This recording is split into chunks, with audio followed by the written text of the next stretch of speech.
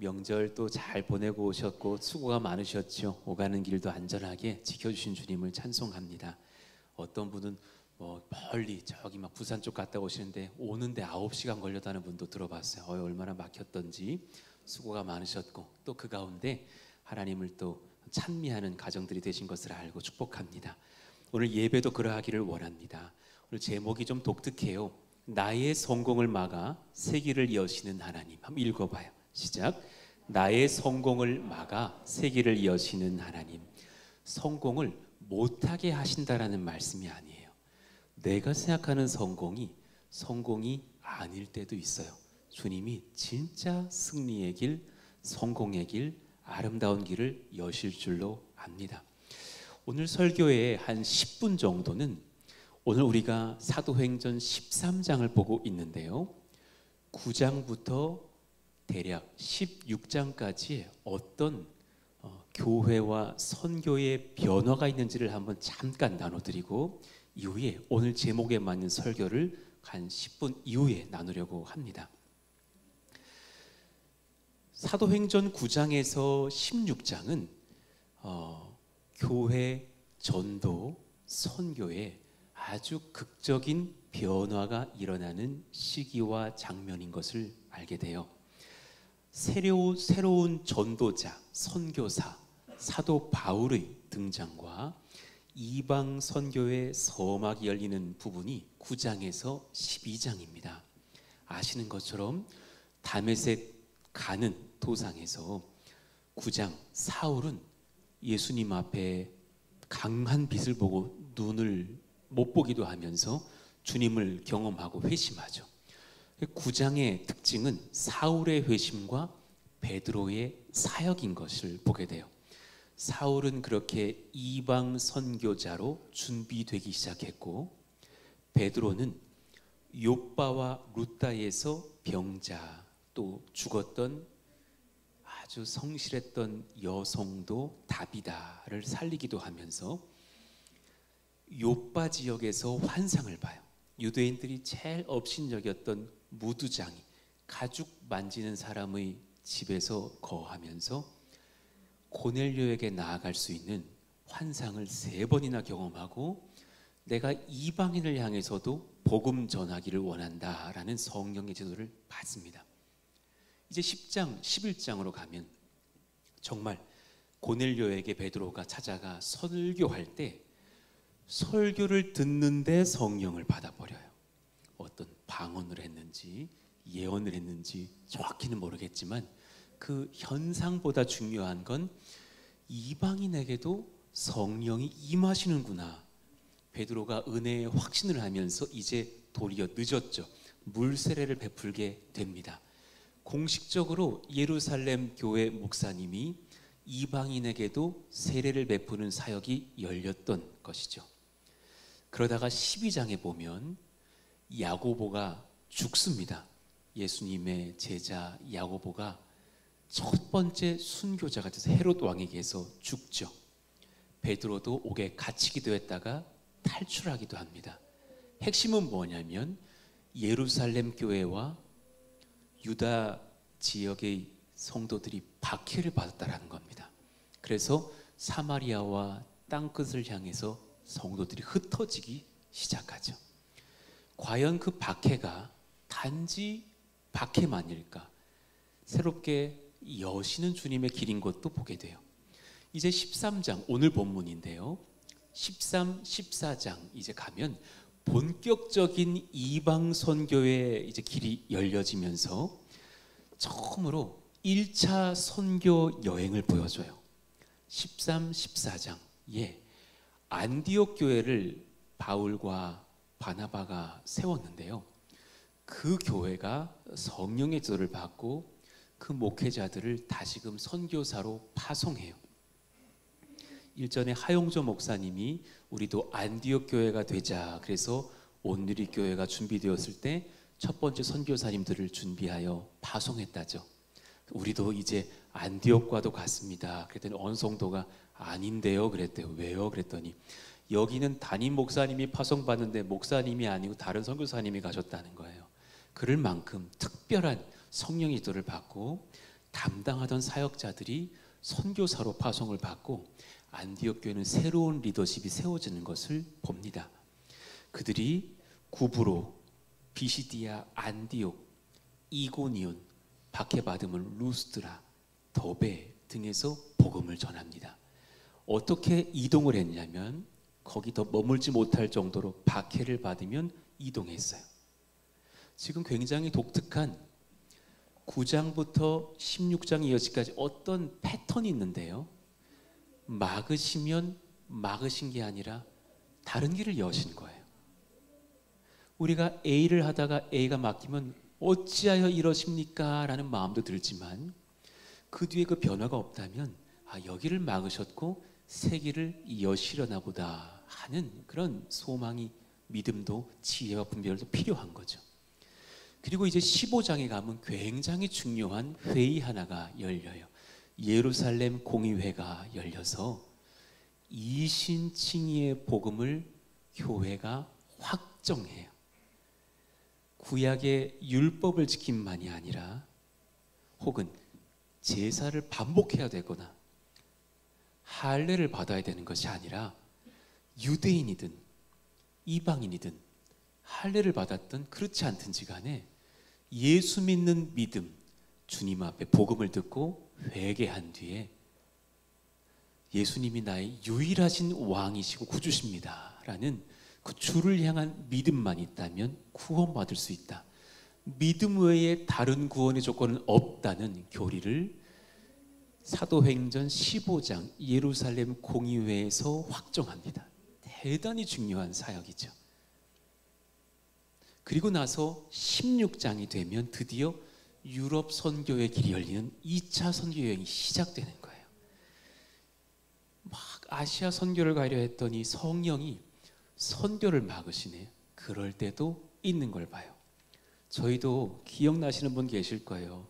우리 장로님들 기억하실 거예요. 제가 한 3년 차가 됐을 때 우리 선교 가보자고, 선교 가보자. 그럴 때마다 코로나로 무슨 일로 저런 사역들로 주님께서 난예시다, 난예시다 막으셨어요. 그러면서 때가 되었을 때는 또 길을 주님께서 활짝 여시겠죠. 아시아로 가려는 길은 막으시고 도리어 꿈을 꾸고 환상을 보는데 마게도니아의 사람 하나가 손을 흔들고 막 오라 그래요. 그 원어를 연구해 보면 남자 한 사람이에요.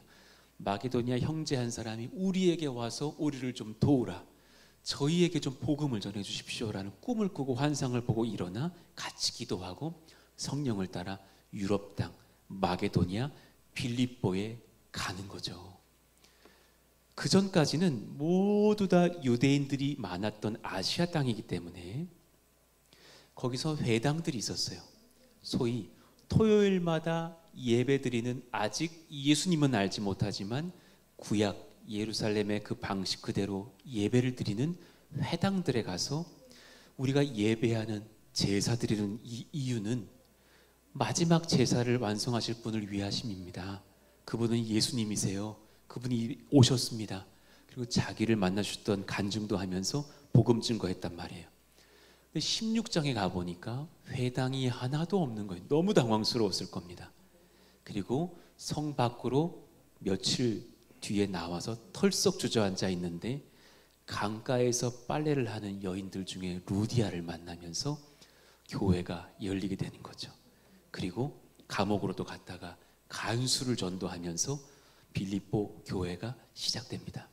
이런 여정들이 있는 장이 16장이죠. 그러니 지금 9장부터 16장까지의 그런 상황들을 보면서 하나님께서 자꾸 선교적 교회로 선포하시면서 열방을 향해 복음이 증거하게 되는, 증거되게 하시는 그런 역사를 보게 돼요. 그 중에 오늘은 사도행전 13장 바울의 첫 설교를 보게 됩니다. 저도 일찍 신대원을 들어가서 26세 신대원에 입학하고 7살에 전도사가 되면서 첫 설교했던 기억이 나요. 얼마나 떨리는지 막 손이 막 이러고요. 카메라에 막 잡혔던 기억이 나요. 컵을 마셔야 되는데 컵이 막 물이 떨어져. 너무 떨려가지고 지금 내가 무슨 말을 하고 있는지 모르겠지만 떨리지만 감격스럽고 영광스러웠던 또 하나님의 말씀을 전하는 기쁨을 막 누렸던 시간들이 기억나요. 지금도 마찬가지지만 바울이 첫 설교를 공식적으로 유대인 회당에 들어가서 설파하는 장면이 등장합니다. 구약과 예수님을 연결하는 설교를 해요. 오늘 이 설교와 조금 뒤에 제가 스데반 집사님의 설교도 비교할 텐데, 지금 이 13장의 의의는 교회가 왜 말씀을 받아야 하는지, 목회자들은 설교를 어떻게 해야 하는지, 그리고 우리 성도들은 말씀 앞에 어떻게 반응하고 이 성경을 어떻게 이해하고 순종하고 선교해야 하는지를 보여줘요. 구약의 모든 역사가 예수님과 연결되어져 있다는 것을 강조하여 설교합니다. 예를 들어 22절인 거예요. 패하시고 다윗을 왕으로 세우시고 증언하여 이르시되, 여러분 다윗 왕을 얼마나 존경합니까? 그 다윗 왕에게 주님이 이렇게 말씀하셨었죠. 사무엘상 13장에 있는 말씀을 인용한 거예요. 내가 이새의 아들 다윗을 만나니 내 마음에 맞는 사람이라. 그리고 시편 89편 20절을 인용하면서 내 뜻을 다 이루리라 하시더니 하셨어요. 근데 그 왕이 단지 다윗뿐이 아니라 그 후손을 말씀하고 계셨답니다 하면서 23절의 설교로 이어져요. 읽읍시다. 시작. 하나님이 약속하신 대로 이 사람의 후손에서 이스라엘을 위하여 구주를 세우셨으니 곧 예수라. 그 다윗 왕의 후손 중에 참 후손이 오셨으니 예수님이세요. 구약 모든 역사는 이분을 위해서 존재한답니다. 그분을 믿으셔야 돼요. 또한 그러면서 이신칭의의 복음을 선포했었어요. 첫 번째 공식적인 선포예요. 로마서와 갈라디아서에서 체계화될 그 복음의 시작점, 사도 바울 복음의 심장과도 같은 설교가 오늘 처음으로 선포되는 거죠. 혹시 모릅니다. 다음 주에 성경 퀴즈 대회 때 바울이 처음으로 설교한 장은 몇 장입니까? 그럼 빨리 누르셔서 13장이라 그러시면 되는 거예요. 이신칭의의 복음이 선포되죠. 38구절을 봅시다. 그러므로 형제들아 너희가 알 것은 이 사람을 힘입어 죄사함을 너희에게 전하는 이것이며. 어떻게 죄사함을 받고 의롭다함을 얻느냐? 39절 읽어봐요. 시작. 또 모세의 율법으로 너희가 의롭다 하심을 얻지 못하던 모든 일에도 이 사람 힘입어 믿는 자마다 의롭다 하심을 얻는 이것이라. 할렐루야. 주님이 십자가에서 죽기 직전에 피를 많이 흘리셨대요. 왜 흘리셨을까요? 레위기 17장 11절에 피는 생명이니 죄를 지은 자는 본인의 피를 흘릴지니라 그랬어요. 그런데 그 피를 대신해서 본인이 하나님의 아들이 피를 흘리셨대요. 그리고 돌아가셨어요. 돌아가시기 직전에 그분이 이렇게 마지막으로 선포하고 돌아가셨어요. 다 이루었다. 한번 선포해봐요. 다 이루었다. 여러분이 천국 가야 될 모든 의로운 행위들을 그분이 다 순종하셔서 믿는 자에게 전가해 주시기로 한 거예요. 여러분들이 죄를 사함 받으려면 여러분 피를 흘리시고 지옥불로 들어가시면 되는데, 그러지 않으시고 본인이 피를 다 흘리시고 죽음으로 말미암아 우리 죄사함도 받았어요. 여러분 천국에 가려면 죄사함과 의롭다 하심을 같이 얻어야 돼요. 제가 늘 비유 드리잖아요. 서울대 수석을 하고 의대생 수석을 하고 법대생 수석을 하려면 수능 못 보면 안 되죠. 그동안 못 봤던 게 상쇄되어지고 어느 정도는 좀 봐야 되는 것인가요? 아니죠. 망치면 안 되고 잘 봐야죠. 제가 고등부 아이들 지도할 때 어떤 아이가 막 은혜 받고 와서 막 전 과목 6등급인 아이가 막 은혜 받고 서울대 가겠다 그러면 손 꼭 잡아주고 안 돼 그래요. 안 돼. 안 돼. 하나님 살아계시지만 그건 안 돼.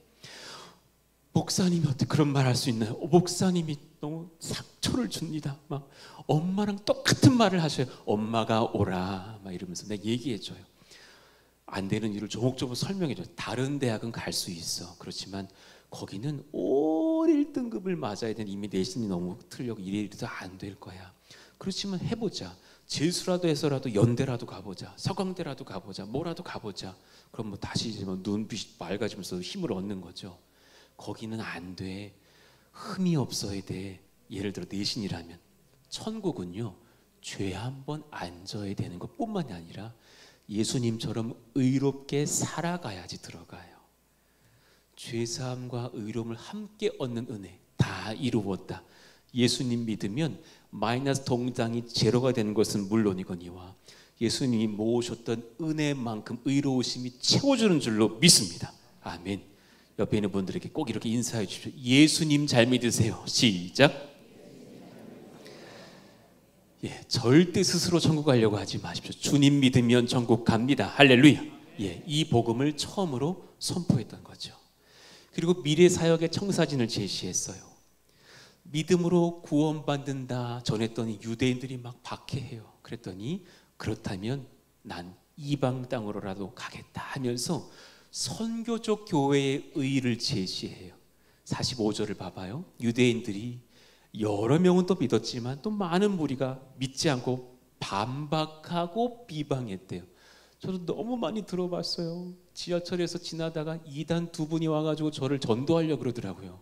그래서 좀 말씀을 드렸더니 그게 틀렸다고, 여기에 근거해서 틀렸다고, 성경을 제가 다 짚어드리면서 저거에 근거해 틀렸다고, 그분이 안상홍 씨가 아니라 예수 그리스도시라고 했더니 막 반박하고 비방하고 둘이 가더라고요.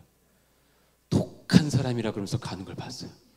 아니 독한 게 아니라 옳은 건데 반박하고 비방할 때는 답이 없는 걸 봐요. 그래서 그들의 사도 바울과 공동체가 이방으로 향하겠다고 그럽니다. 46절을 봅시다. 우리가 그렇다면 이방인에게로 향하노라 선포하고 나아가는 것을 봐요. 이건 이사야 42장 6절 49장 6절의 말씀을 인용하면서 선포하고 있는 것도 봐요. 그는 지난주에 아라비아 광야에서 그걸 깨닫고 돌아왔던 사람인 것을 봐요. 47절 내가 너를 이방의 빛으로 삼아 너로 땅끝까지 구원하게 하리라 하셨느니라. 이 말씀을 보면서 본인이 인용하고 설교하죠. 본인이 소명으로 받았던 말씀인가 봐요. 아, 나를 이렇게 준비하시는구나. 예수님도 그러하셨지만 나도 그러하리라. 여러분 카이로스 훈련을 받아보시면 알아요. 예수님은 예루살렘에 계신 적이 많지 않아요. 다 이방을 돌면서 선교하셨고 마지막에 예루살렘에 돌아오셔서 죽으시죠. 예. 사도 바울도 이방을 돌다가 예루살렘 땅으로 가고 또 이제 로마로 갔다가 사형을 당하기도 하죠. 오히려 이방의 빛으로 우리를 삼으셨다는 것을 알게 돼요. 잠깐 스데반 집사님의 설교 사도행전 7장인데요. 그리고 오늘 사도 바울의 설교 13장이죠. 잠깐 비교하고 할게요. 설교의 역할이 무엇인지를 좀 배울 수 있어요. 복음의 역사, 복음의 기능이 무엇인지를 알 수 있어요. 두 설교의 공통점은 뭐냐면 일단 둘 다 설교가 길어요. 깁니다. 어느 목사님은 스데반 집사님 설교가 너무 길어가지고 돌마다 죽었다 그러시더라고요. 나도 좀 겁나요. 좀 설교가 긴 편인데 그게 본질은 아니겠지만 공통점은 첫 번째 구속사, 구약 역사를 헤집다가 예수님으로 이르러요. 여러분 성경의 구약은 율법적으로 살아야 된다라고 말씀하시는 것이 아니라 너희들은 율법을 지킬 힘이 없단다. 그러므로 제사를 드릴 때마다 늘 기리고 고대하고 소망하는 메시아가 올 것을 바라봐라. 할렐루야. 구약은 예수님을 소개해요. 이것을 구속사라 그래요. Salvation History라 그래요. 따라해봐요. 구속사. 시작. 구속사. 모든 성경을 볼 때 여러분 구속사로 접근해야 돼요. 어디를 보든지 예수님을 내가 만나기를 원하고 예수님을 또한 내가 함께하며 그분을 증거하기를 원하고 오늘 이번 한 주간 지낼 때도 예수님과 함께 걸어가야지 만나는 누군가에게 내가 또 그리스도의 향기가 돼야지. 교통사고가 나면 나와봐 막 이런 게 아니라 앞범퍼는 부딪히라고 있는 겁니다 이러면서 예수님 증거해야지 준비하고 있다가 만나는 그런 시간들. 왜냐하면 내 인생이 성경을 보면 내 인생도 구속사인 걸 깨닫게 되거든요. 그런 은혜들이요. 예수 그리스도를 그러면서 역사의 정점으로 제시해요. 한번 고백해봐요. 예수님은 역사의 정점이십니다. 여러분 어떻게 구원받을 수 있었어요? 예수 믿으니까. 그게 왜 가능했죠? 예수님이 2000여 년 전 6월절에 십자가에 돌아가셨으니까요. 우리는 2000여 년 전을 봐요. 지금 2025년이니까 AD 33년 혹은 30년 중에 돌아가셨으니 곧 다가오죠. 정말 그렇게 시간들이 또 다가오죠. 과거의 사람들은 아브라함도 오실 메시아를 봤다 그래요. AD와 BC는 그렇게 나눠지죠. Before Christ, 아나 도미니, 왕이 오셨다라는 뜻이에요. 그분을 중심으로 역사는 펼쳐져요. 우리 마찬가지죠. 언제 당신 변화됐어요?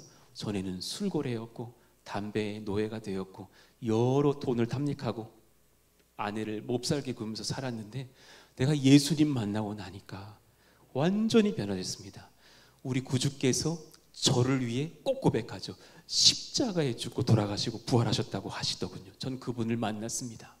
나를 위해 돌아가시고 구원은 받았다고 저는 믿습니다. 그러면서 과거의 그 십자가의 역사를 증거하죠. 예수님이 우리 인생 역사의 정점이 되십니다. 그러면서 불순종한 이스라엘을 지적하여 꾸중하죠. 스데반 집사도 바울도 꾸중해요. 공통점도 있지만 차이점이 있어요. 스데반 집사님의 설교의 특징은 뭐냐면 예언자적 고발을 하면서 많이 꾸중해요. 설교는 회개의 역할도 있어요. 여러분 어느 성도가 성장하냐면 제 눈에는 때로는 보일 때가 있거든요. 어떤 설교를 듣고 뭘 하든 다 나는 옳다는 분이 있어요.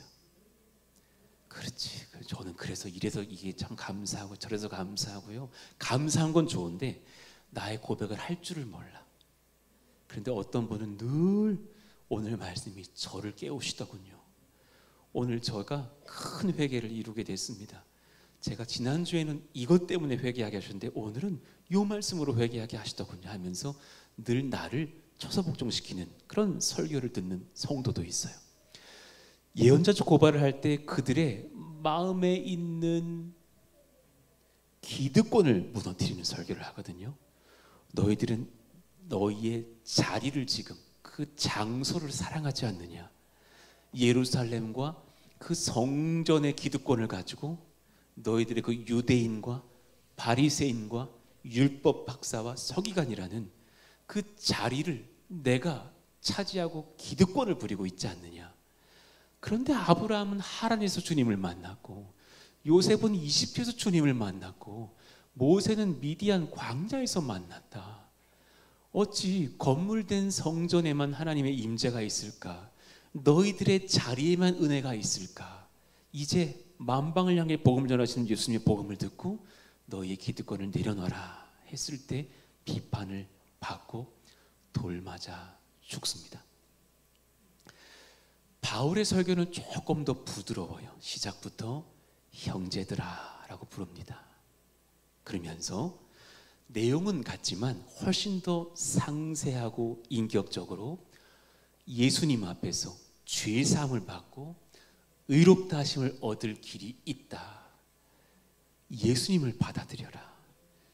율법과 복음을 상세히 비교해 주면서 율법도 지켜야 되고 복음도 받아야 되는 것이 아니라 율법은 내가 지키지 못한다라는 것을 알게 되는 연약함 아니냐.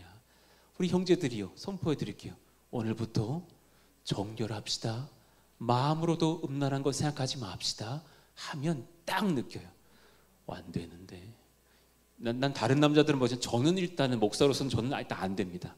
난 안 돼요. 저희 아내에게도 잠자리를 자주 해달라고 하는 이유가 나도 연약하기 때문입니다. 저도 육체에 한계가 있습니다. 저도 아내가 그리울 때가 있습니다. 그럴 때 하나님 앞에 어찌 내가 온전히 설고 어찌 내가 바르게 설고 불가능하다는 걸 깨닫는 것이 율법이지 다 은폐하고 숨기면서 난 잘 지켰어요 라고 말할 수 없다라는 겁니다. 오직 예수님만이 그 길인 것을 선포하면서 인격적으로 복음을 전하죠. 그러니 오늘 설교의 정말 키워드는 39절입니다. 다시 한번 읽어봐요. 시작.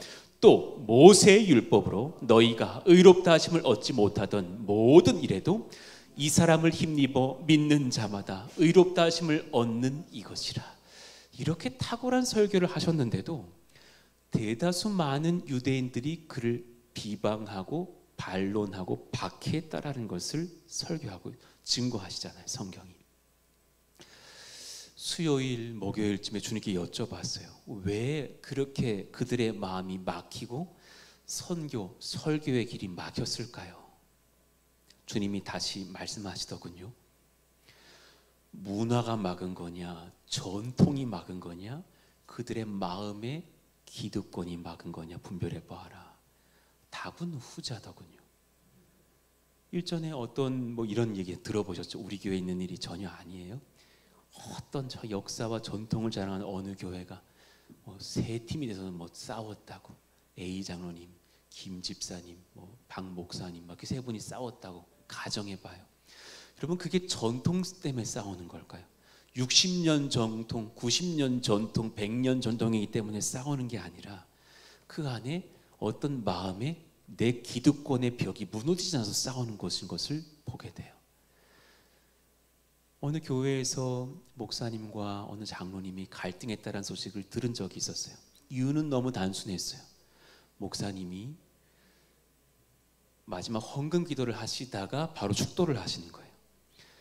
우리 헌금을 주님께 올려드립니다. 감사를 드리오며, 그리고 3초 쉰 뒤에 이제는 주 예수 그리스도의 은혜와, 여기에 장로님이 이게 허락이 안 되는 거예요. 끊어야 된다는 거예요. 우리 교회는 그래왔다라는 거예요. 새 목사님이 오시더니 그걸 안 끊는다고 전쟁이 났어요. 정말 그 이유였어요. 여러분, 한번 여쭤보고 싶어요. 끊으면 주님이 들으시고 안 끊으면 주님이 안 들으실까요? 그건 중요한 게 아니에요. 예전에 저희 교회는 여름에는 이렇게 하복 간편 차림을 입었었어요. 또 제가 준태 집사님 복장으로 설교를 하기도 했답니다. 그랬더니 어느 조금 이렇게 연세 드신 분이 오셔서 내가 저 은혜가 안 된다 그래가지고 내가 그날 또 약속을 드렸어요. 저는 그 오늘부터 입어드리겠다. 은퇴한 날까지 양복 입어드리겠다. 다른 분들은 좀 허락해줘라. 근데 그분이 좋대요. 저 잘 입고 있어요. 여러분 봐봐요. 근데 그분은 딴 교회 갔다. 그래도 입어요. 그분과 한 약속이 있었어. 난 지킬게요. 그런데 생각을 해봐요. 오늘 우리 성도님이, 집사님이, 권사님이 올라와서 여기서 기도하실 때 캐주얼을 입었다 씁시다. 여쭤볼게요. 그 기도는 응답이 안 될까요? 성령께서 쟤는 점장이 아니구나 떠나십니까? 그러지 않으셔요. 물론 예의는 지켜야죠. 한국은 문화와 예절이 중요한 나라예요. 저도 잘 입어드릴게요. 제가 아파트에서 음식물 쓰레기 이렇게 버리고 이렇게 반바지로 올라온 성도님 만났어요. 딱 그분 저 다리부터 보더라고. 굉장히 민망하더라고요. 저도 반바지 입어요. 예, 저도 입어요. 그렇지만 주일하는 데가 그러진 않잖아요. 잘 입고 와요. 주님 앞에 몸된 가짐을 타고 와요. 그렇지만 복음의 본질은 거기서는 자유해야 돼요. 예수님은 믿는 자들에게 구원을 주시고 말씀대로 순종하면 우리는 복 받는 줄로 믿습니다. 아멘이죠. 예. 부흥하는 막 싱가포르 교회를 갔더니 담임 목사님들이 청바지 입고 올라와서 설교하시는데 다 쓰러져요. 나 깜짝 놀랐어. 저는 안 입으니까 염려 마세요. 제가 청바지 입고 오진 않아요. 그렇지만 그 안에서 자유할 필요는 있다라는 거예요. 그 안에서 이제 오늘 설교에 들어가 볼게요. 길지 않습니다. 나의 성공을 막아 새 길을 여시는 하나님. 왜 그들은 반박과 비방을 했을까? 그 마음에 빛이 비추자 드러난 어둠이 있어요. 그걸 저는 내 마음에는 기득권이라고 보고 싶어요. 빛이 비추자 드러난 어둠, 기득권을 지키려는 저항의 벽. 한번 따라해봐요. 기득권. 내 안에 기득권이 있습니다. 우리는 예수 믿을 때 기득권을 포기해요. 그리고 그 내 마음의 자리에 주님을 모시죠. 그런데 조금 지나면 다시 거기 올라가려고 그러고 예수님 비켜봐요. 좀 같이 앉아요. 차마 내가 당신 내려와라고 말 못하지만 같이 앉거나 주님을 잊을 때도 많은 것을 봐요. 기득권. 내 인생의 왕좌를 지키려는 죄된 본능이에요. 여러분에게 그런 기득권은 무엇인지 분별해 볼 필요가 있어요. 가만히 이 본문을 여러 번 묵상해 봤더니 유대인들은 화가 났어요. 이방인들이 감히 우리 자리에 올 수 있다고 거기에 화가 난 거예요. 본인들이 아직 예수님을 믿지 못하여 구원의 자리에 이르지도 못했지만 그들은 오해했어요. 이방인들이 과연 유대인들처럼 하나님께 기도하고 예배하고 은혜 받을 수 있다고? 그건 안 돼. 우리들만의 전유물이 돼야 돼. 어떻게 600여 가지 율법을 우리가 다 정해놨는데 성경을 연구하고 분석해서 본인이 만들어 놓은 율법 지켜야 될 게 613가지였대잖아요. 얼마나 많습니까? 그분들 요즘에 주일에도 엘리베이터 버튼도 안 눌러요. 일하지 말라 그랬다고 엘리베이터 버튼 안 눌러요. 유대인들 집에 가보시면, 건물 가보시면 주일에는 엘리베이터가 층층마다 자리 열리고 닫히고 그냥 랜덤으로 가게 돼 있어. 그거 타게 됩니다. 모든 걸 율법으로 만들어놨단 말이죠. 그러면서 나는 이걸 다 지켰는데 지키지 않는 저 하찮은 자들이 내 자리에 올 수 있다고 거절했죠. 저마다의 기득권이라는 성벽을 쌓았던 거예요. 여기 지금 믿음이 온전치 못한 분들에게 어떤 기득권이 있을 거예요. 어떤 이에게 기득권은 지성입니다. 여기 지금 학력 좋으신 분들 그 지성이 주님을 막을지도 몰라요. 그 학력으로 천국 못 가요. 예, 이전에 어느 권사님이 우리 남편 좀 바꿔달라고, 우리 남편이 막 집안이 다 서울대, 그 집안에서는 다른 대학은 대학도 아니야, 다 서울대, 막 의사시고 막 그래, 막 똘똘해. 우리 남편이 성경은 맞지가 않는다, 다 틀렸다 그런다고. 그래서 제가 딱 갔더니 빅뱅 이론에 관해서 설명해 주십시오 나한테. 그러다 내가 가수 빅뱅은 알아도 빅뱅 이론은 내가 잘 모르겠는데, 그래서 제가 일단 묵과라 잘은 모르지만 뭐 그런 것 아닙니까? 세상이 뻥 하면서 폭발하면서 생겼다라는 이론 아닙니까? 했더니 틀렸어 그러더라고. 너무 어렵더라고. 왜 틀렸습니까? 뻥이라는 말이 틀렸대요. 왜 뻥이 틀렸니까? 진공 상태인데 어떻게 소리가 뻥 납니까? 당신 틀렸습니다. 무식자한테 나는 복음 안 듣습니다. 전하지도 못했어. 와, 아니 그래서 내가 이제 천지창조의 빛이 있으라를 그 빅뱅이랑 연결시키려고 그러는데 안 들으시려고 그러더라고요. 참 어렵더라고요. 정말 창세기를 연구해보면 노아의 방주의 비율이 지금 항공모함 만드는 비율인 것을 아십니까? 욥기에 보면 아브라함 족장시대에 해와 달과 별들이 동그란 구를 이루고 있다는 것을 말씀하고 있다는 것을 알고 있습니까? 창세기의 기록에 보면 로이 존스의 증거에 따르면 아담과 하와의 시작인 거로 혈액형은 4개밖에 없다는 것이 맞다는 것을 임증된다는 것을 알고 계십니까? 궁금하시면 제자반 1단계를 돌아보십시오. 알려드립니다. 그런데 그런 많은 것들을 봐도 사실은 과학이 성경을 이끄는 게 아니라 성경이 과학을 이끄는 것을 보거든요. 그런데도 받지 못하죠. 내 지성이 나의 기득권이기 때문입니다. 내려놔야 됩니다. 서울대 법대 할아버지라도 그 능력으로 천국은 못 갑니다. 어떤 이에게 기득권은 성공입니다. 너무 잘된 분들 예수 믿기가 참 어렵습니다. 너무 잘된 분들 교회 나가면 뭐 헌금 낸다며 뭐 이렇게 생각하면서 그걸 깨트리지를 못합니다. 오히려 진짜 승리와 성공이 무엇인지를 봐야 됩니다. 예수님 안에 계신 분들 여기 많으시죠? 내가 지금 예수님 안에 있습니다. 내가 선포할 수 있으시다면 아멘. 아멘이십니까? 여러분 담대히 말씀드릴게요. 성공하신 분들이에요. 승리가 보장된 분들이고 잠깐의 넘어짐은 있을지 모르겠지만 영원한 승리가 보장된 줄로 믿습니다. 진짜 성공은 따로 있다라는 겁니다. 내가 1000억, 100억 모았다고 성공이 아니라는 겁니다. 어떤 이에게는 도덕적 의로움이 기득권인 경우도 있습니다. 너무 많이 만나봤습니다. 성공에 대해서는 남자분들이 많고요. 이 도덕적 의로움은 여자분들이 많습니다. 제가 복음 전도를 해봤을 때 저 잘 살았어요 목사님, 저 죄인 아니에요, 함부로 죄인이라고 말씀하시지 마세요 막 그래. 그런데 그렇지 않잖아요. 착하게 살았다라는 자부심이 있다 하지만 하나님 앞에서는 그것이 온통 뭐 죄악밖에는 없다라는 것을 알게 되잖아요. 조금이라도 있으면 가라앉아지는 게 돌인 것처럼, 죄인 것처럼. 제가 비유하잖아요. 큰 호수에 바위를 팍 던지면 물이 팍 일겠죠. 그 호수에다가 요만한 돌 던지면 뽕뽕뽕뽕 하면서 뽕뽕뽕 파장이 일겠죠. 가라앉는 건 똑같아요. 가라앉은 사람은 죄인이라고요. 여하튼 죄인인 거예요. 하나님 앞에 내가 그런 연약한 것을 인정할 필요가 있죠. 재물을 포기 못했던 부자 청년이 있었죠. 마가복음 10장 21절 이유를 봅시다.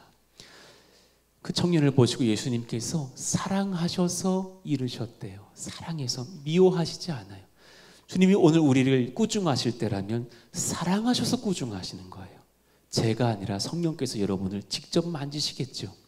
가서 내게 있는 것을 다 팔아 가난한 자들에게 주라. 일부러 그렇게 말씀하셨겠죠. 그가 돈이 우상돼 있으니까.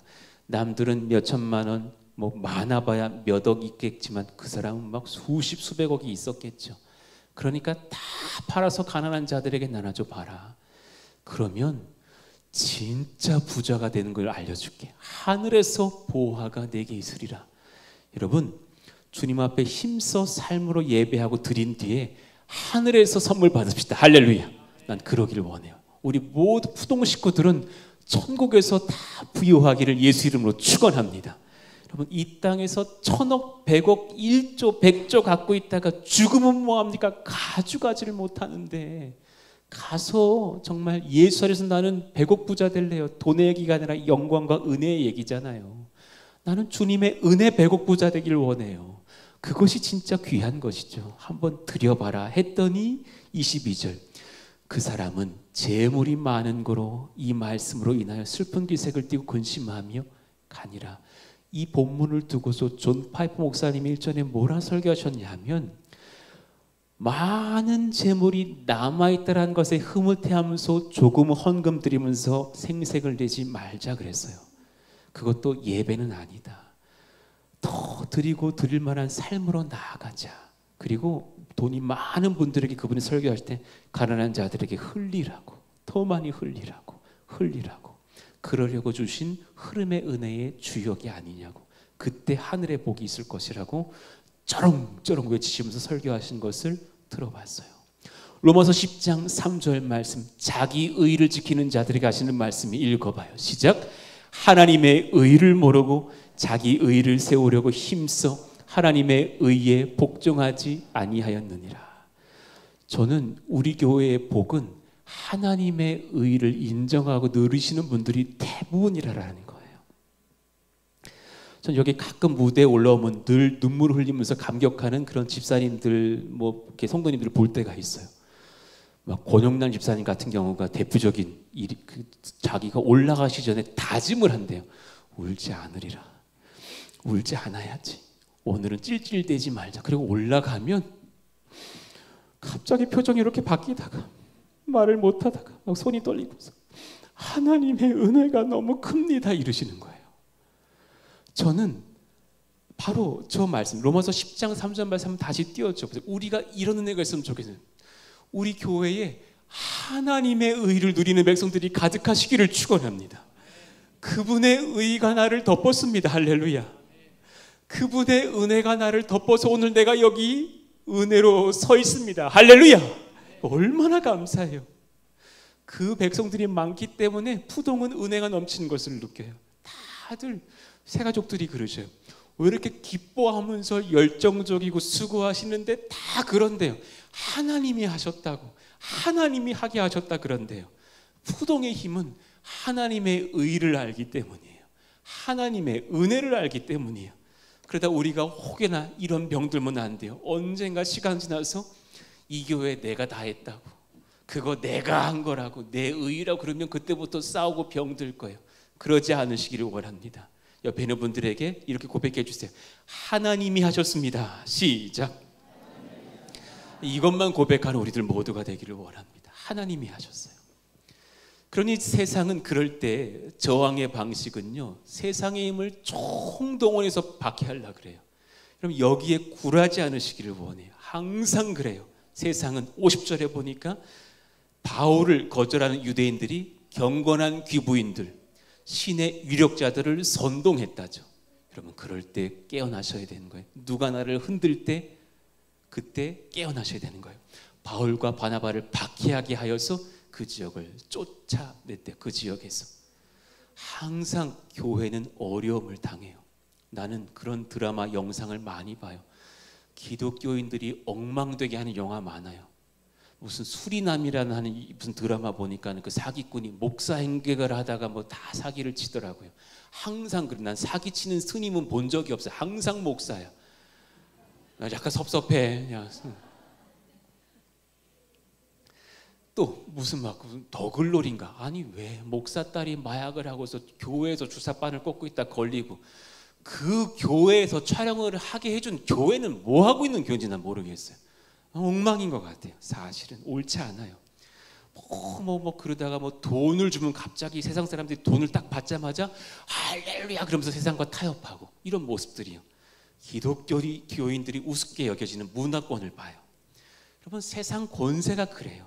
어쩌면 세상의 권세와 권력과 기득권들이 우리를 그렇게 예수와 멀어지게 하는지 모르겠지만 힘을 내시기를 원해요.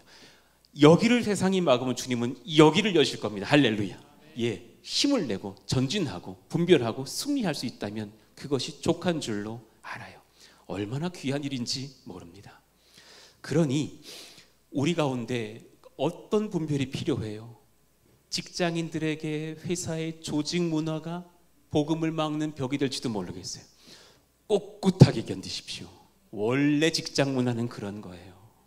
견디시고 오히려 일 충성스럽게 잘하시고 사랑받고 존경도 받다가 누군가를 더 귀히 선대하면서 예수 사랑을 흘리는 겁니다.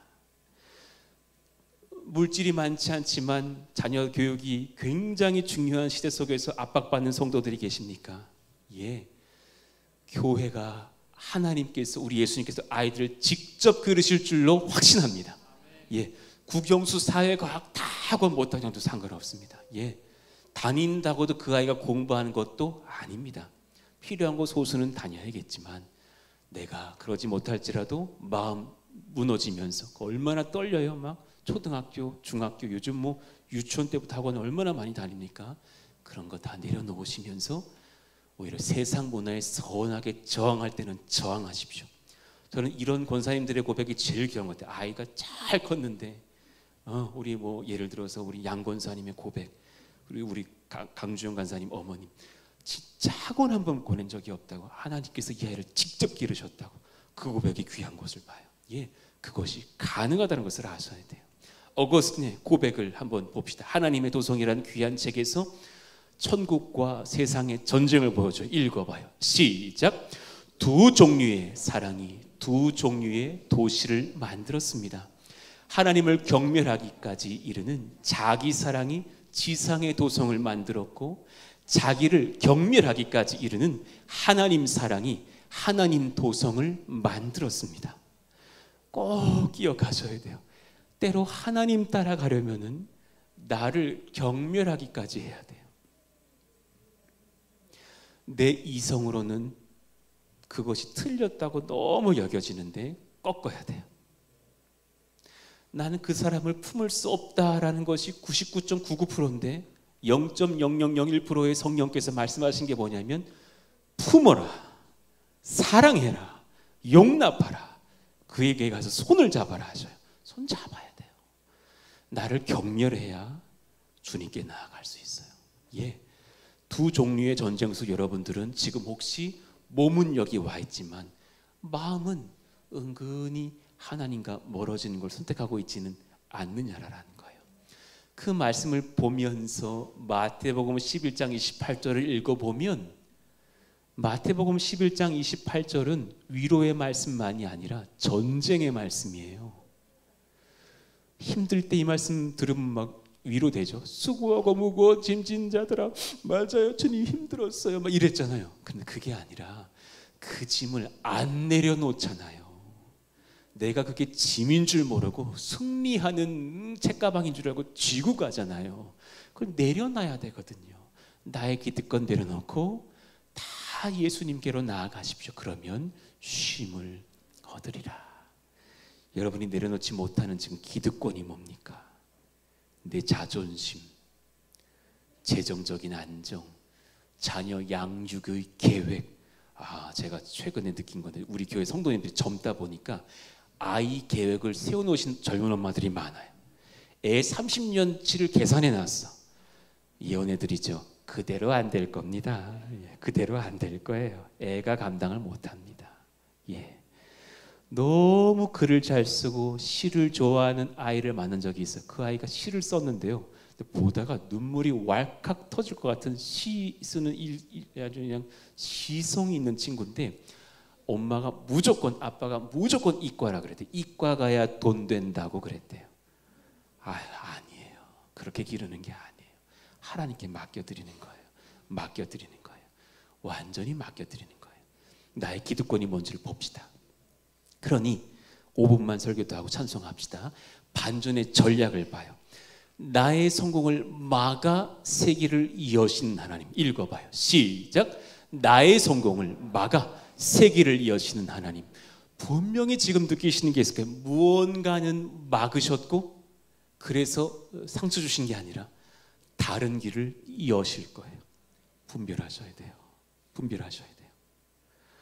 내가 이제 셀 예배에 들어가서 이렇게 좀 조용히 앉아 있다 보면, 우리 왜 연합 예배할 때 제가 가만히 가서 듣고 아무 말 하고 이제 나오잖아요. 어떤 분은 그래요. 그걸 막으셨대. 그래서 나는 계속 기도한대. 제가 봤을 땐 그거 막으신 게 맞거든요. 기도할 내용이 아니에요. 그런데 오히려 주님 앞에 분별하고, 이건 막으셨습니다. 그래서 제가 세기를 여신 주님을 분별해 봐야겠습니다 할 고백이 우리에게 필요한 상황일지도 몰라요. 막으심, 나의 기득권을 허무시는 하나님의 은혜예요. 뭘 막으셨는지를 보십시다. 나를 한번 살펴봐요. 사도 바울에게는 쫓겨남을 통해서 선교의 길을 여셨어요.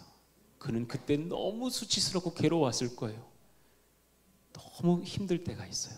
괴로울 때가 있어요. 그렇지만 그는 또한 세기를 여신 주님을 향해 나아가죠. 창세기 32장 25절을 보면 야곱은 현현하신 하나님과 싸우다가 허벅지 관절이 어긋나요. 저 말씀 되게 이상한 말씀이에요.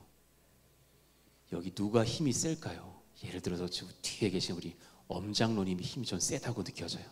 엄장로님과 우리 은성이, 집의 막내 은성이가 씨름을 하는 거예요. 누가 이길까요? 말해봐야 그건 말이 안 되는 얘기예요. 딱 그런 거예요. 하나님이 직접 예수님께서 오신 걸로 봐요. 구약에 먼저 현현하신 분으로 봐요. 주의 사자가 오셔서 야곱과 씨름을 하는데, 은성이가 엄장로님과 씨름을 하는데 이상하게 장로님이 지는 거예요. 하나님이 야곱에게 지시는 거예요. 이게 뭐 말이 안 돼요. 지기로 작정하신 거죠. 자기가 야곱을 이기지 못함을 보고 사실은 이기지 않기로 하시고라고 해석하는 게 맞다고 저는 봐요. 그래서 이기지 못해서 허벅지 관절 환도뼈를 쳐가지고 뼈가 어긋나게 했대요. 여러분, 은성이가 장로님과 싸우다가 못 이기겠다 해서 장로님 환도뼈 쳐가지고 어긋나게 할 수 있어요? 그건 안 되는 얘기예요. 지시기로 하신 뒤에 그의 환도뼈를 어긋나게 해서 그의 기득권을 꺾으셔요. 기득권을 꺾으신 뒤에 그에게 새 이름을 주시는데 이스라엘이라고 하셨단 말이에요. 이스라엘, 너가 하나님과 겨루어 이겼다. 여러분 꼭 기억하셔야 돼요. 이기려면 내 기득권이 꺾여야 된다는 말씀이에요. 그렇지 않고 승리가 없더라. 고린도서 12장 7절에 보면 바울도 자신의 육체에 가시가 있었대요. 그때마다 주님께 기도했지만 응답하지 않으시고 나를 쳐서 자만하지 않게 하시려고 기도 응답해 주시지 않았대요. 눈의 치료라는 그런 해석을 하시는 분들도 있고, 과거에 예수님의 제자들을 잡아 죽였던 아픈 자신의 경험, 기록도 얘기할 수도 있겠죠. 이제 여심을 봅시다. 지금 무언가 나를 막으신 것을 보셨다면 무언가 다른 길 여신 거를 봐요. 그걸 보셔야 돼요. 저도 목회를 하다 보니까 올해에 솔직히 한번 나눠볼게요. 중요한 교회의 일꾼들이 떠나시더라고. 와, 이유를 다 알 수가 없어. 떠나셨어. 또 떠날 분들도 계셔. 그런데 주님이 그건 막으시고 저한테 그러시더라고요. 세계를 열 거니까 선교적 교회를 하라. 염려하지 마라. 내가 도울 자들을 또한 보내리라. 할렐루야. 예, 길을 여시는 거예요. 여러분에게도 어떤 길은 막으시지만 분명히 여실 길이 있을 거예요. 예, 오스왈드 챔버스 목사님의 고백을 한번 읽어봐요. 시작. 하나님께서 우리의 계획을 실망시키실 때 그것은 우리를 그분의 더 높은 계획으로 임명하시기 위함입니다. 와, 목사는요, 성도 한 가정이 기쁜 마음으로 타교에 가도 그날 밤 잠이 안 와요. 진짜 사실입니다. 나중에 우리도 언젠가 분리개척할 때가 오겠죠. 그럼 이제 한 50명 성도가 떠나면 환영하고 저도 환대하고 보내겠죠. 나 그날 밤 많이 울 것 같아. 예, 그럴 것 같아요. 목사는 어쩔 수가 없어요. 그런데 그럴지라도 더 주님의 높은 계획이 있으니 기쁨으로 순종하라 주님이 하셨어요. 사도 바울은 본인은 그렇게 다메섹도상에서 자신의 길을 막으셨지만 이제 선교사의 길을 이어섰기도 했죠. 막으심과 여심의 은혜, 두 번째, 순교하는 야고보와 베드로를 묵상해봐요. 주중에 어떤 분이 문자하셨어요. 고맙게 생각해요. 그래서 여기 집어넣었어요. 어떤 분이 사도행전 퀴즈대회 준비를 하셨나 봐요. 그래서 질문을 하셨어요. 아니 12장을 보니까 왜 야고보는 죽이시고 베드로는 탈출시키시느냐고요. 언페어 하신 거 아닙니까? 문자를 주셨더라고요. 제가 답을 해드렸어요. 저도 다 알지 못하지만 야고보는 거기까지였고 베드로와 바울은 더 달려가게 하십니다. 그런데 한 분은 순교함으로 그 피가 예배 제단에 뿌려짐으로 드려졌고 또 다른 사역자들은 평생 박해받으면서 헌신하다가 또 다른 노년의 때에 순교당함으로 주님께 피를 드리지 않았습니까? 한 가지는 확실합니다. 누구는 막히고 누구는 열리나 복음의 대로는 항상 열리는 줄로 믿습니다. 할렐루야. 저는 그것에 감사해요.